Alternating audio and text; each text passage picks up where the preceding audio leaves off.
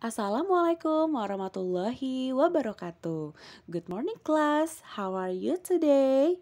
I hope you are very well. So, today we are going to learn English about countable and uncountable nouns, atau kata benda yang dapat dihitung dan tidak dapat dihitung.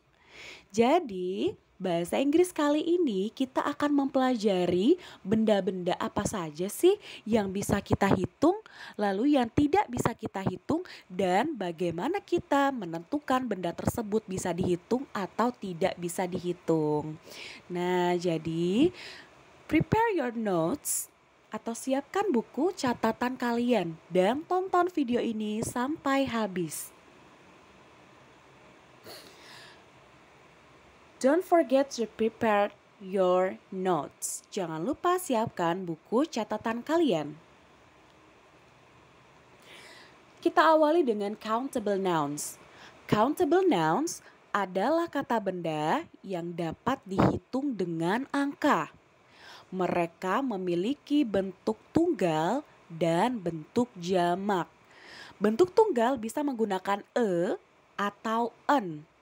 Nah, gimana sih caranya kita membedakan bagaimana kita ingin menggunakan atau en, menentukannya seperti apa? Nah, cara menentukannya adalah alfabet di awal dari sebuah kata. Misalnya, apple. Apple itu diawali dengan huruf e atau a. Jadi kita pakainya en. Nah, untuk en diawali dengan alfabet a, i, u, e, o. An apple, an eye, seperti itu ya. Nah, kalau e diawali dengan alfabet selain a, e, u, e, o. Misalnya a book, a pencil, dan yang lain-lain. Sampai sini sudah paham ya? Nah, di sini ada beberapa kata benda yang bisa dihitung atau example of countable nouns.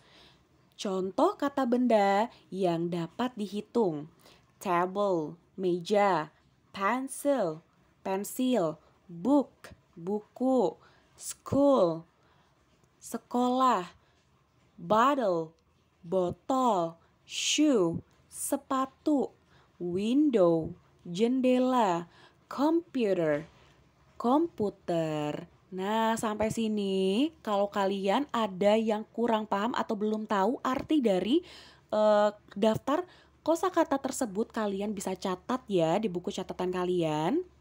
Oke, next. Nah, sekarang kita akan beralih ke uncountable nouns atau kata benda yang tidak bisa dihitung.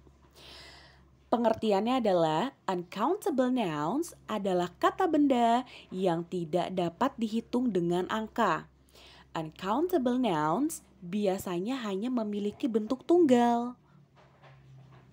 Nah, di sini ada contohnya. Example of uncountable nouns. Contoh kata benda yang tidak dapat dihitung: tea, teh; coffee, kopi; water, udara; salt, garam; sugar, gula; knowledge, pengetahuan; beauty, keindahan; anger, kemarahan; fear, ketakutan.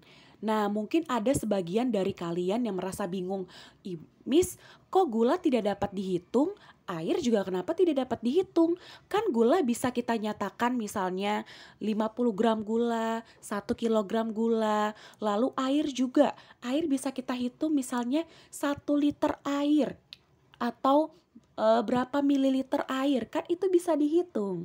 Nah, maksud dari benda yang dapat dihitung dan tidak dapat dihitung ini maksudnya adalah fisiknya.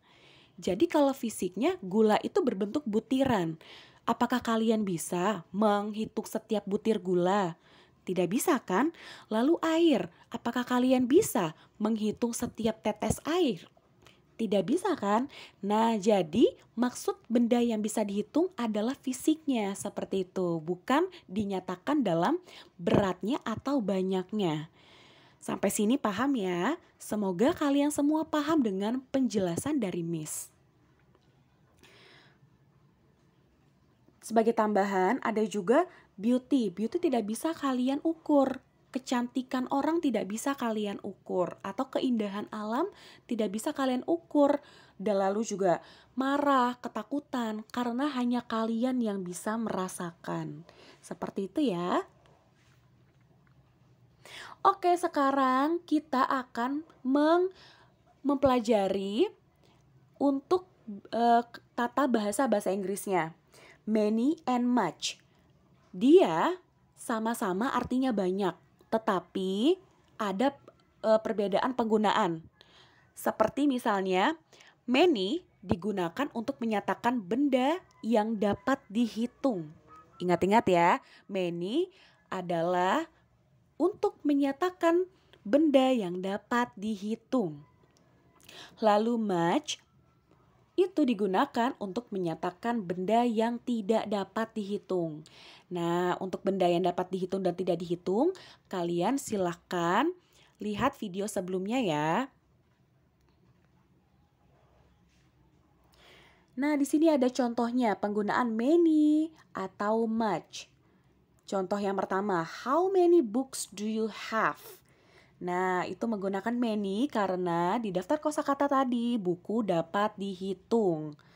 Nah, how much sugar left in the jar? Seberapa banyak gula yang tersisa di dalam toples? Ingat ya, gula tidak dapat dihitung. How much is the apple? Apel harganya berapa ya? Nah, seperti yang sudah kita pelajari sebelumnya, kita ingin menanyakan harga dari sebuah benda. Nah, pakainya much ya. Hussein has many toys in his house. Hussein mempunyai banyak mainan di rumahnya. There is so much water in the sea. Ada banyak air di lautan.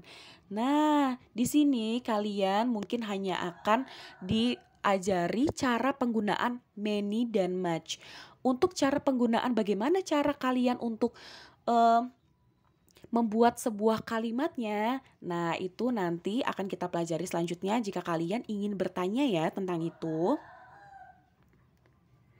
Oke, di sini Miss sudah siapkan beberapa pertanyaan, kalian tinggal isi dengan menggunakan how many atau how much.